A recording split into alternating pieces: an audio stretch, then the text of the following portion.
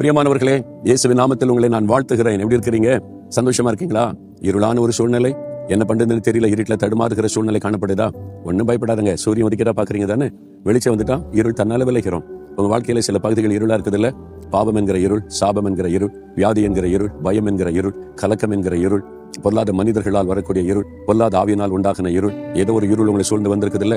என்ன பண்ணு தெரியாம தடுமாறுறீங்கல்ல? ஒன்னும் பயப்படாதங்க. ஆண்டவர் என்ன வாக்கு கொடுக்கிறார் தெரியுமா? மல்கியா 4:2 உங்கள் மேல் நீதியின் சூரியன் உதிக்கும், அதன் செட்டையின் கீழ் ஆரோக்கியம் இருக்கும். நீதியின் சூரியன், சன் ஆஃப் ரைச்சஸ்னஸ். யார் அந்த சன் ஆஃப் ரைச்சஸ்னஸ்னா? இயேசு. அவர் தான் நீதியின் சூரியன். பாத்தீங்களா? அவர் வந்துட்டா இருள் விலகிறோம். நம்முடைய வாழ்க்கையில வெளிச்சம் உண்டாயிரும். இயேசு கிறிஸ்து ஒரு பெயர் நீதியின் சூரியன் என்பது. சூரியனை நம்ம வணங்கக்கூடாது. சூரியனை சிருஷ்டித்த ஒரு தேவன் இயேசு கிறிஸ்து. அவர் மூலமாய் சூரியன் உண்டாக்கப்பட்டது. அந்த இயேசு கிறிஸ்து மேலதான் நம்பிக்கை வைக்கணும். அவரை தான் விசுவாசிக்கணும். அவர் தான் சூரியனை உதிக்க பண்ணுகிறவர். இந்த பூமியில வெளிச்சத்தை கொண்டு வந்தவர். அவர் உலகத்திற்கு வெளிச்சமாய் இருக்கிறேன் என்று சொன்னவர். உங்க வாழ்க்கையில் இருக்கிற இருளை இன்றைக்கு அவர் மாற்றப் போகிறார். என்ன இருள் உங்களுடைய வாழ்க்கையை சூழ்ந்து இருக்கிறது? சில பாவத்தை விட முடியல, அது இருளாய் உங்களை சூழ்ந்து கொண்டு உங்களை வேதனைப்படுத்துது. தப்புன்னு தெரிந்து விட முடியாம கலங்குறீங்க. பயப்படாதீங்க. இயேசு என்ற நீதியின் சூரியனுக்கு இடம் கொடுங்க. தன்னால் இந்த பாவ இருள் விலகி போயிடும். தன்னால பிசாசின் இருள் விலகி போயிடும். மந்திரவாத பில்லி சூனிய சத்துருடைய கிரிகள் விலகி போயிடும். ஆண்டவர் வாக்கு கொடுக்கிறார், உங்கள் மேல் நீதியின் சூரியன் உதிக்கும்.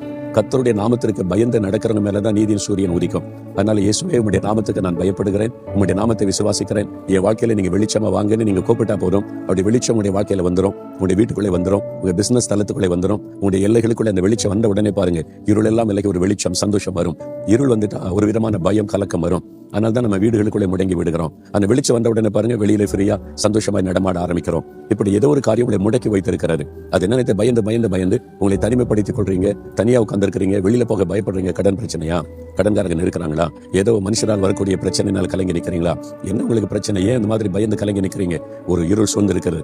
அந்த இருளை மாற்றதான் நீதியின் சூரியன் இயேசு கிறிஸ்துவின் வாழ்க்கையில் இன்னைக்கு உதிப்பேன் என்று வாக்கு கொடுக்கிறார். இன்றைக்கு அந்த வெளிச்சம் வரும். இன்றைக்கு அந்த சூழ்நிலை மாறும். சந்தோஷப்படுவீங்க. பயப்படாதங்க.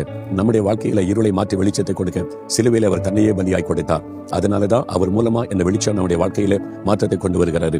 அப்ப எனக்காக சிலுவையிலே மரித்து உயிர்த்தெழுந்த இயேசு என்னுடைய நீதியின் சூரியன் என் வாழ்க்கையில வரட்டும், என் வாழ்க்கையை வெளிச்சமாக்கட்டும் அப்படின்னு கூப்பிடுங்க.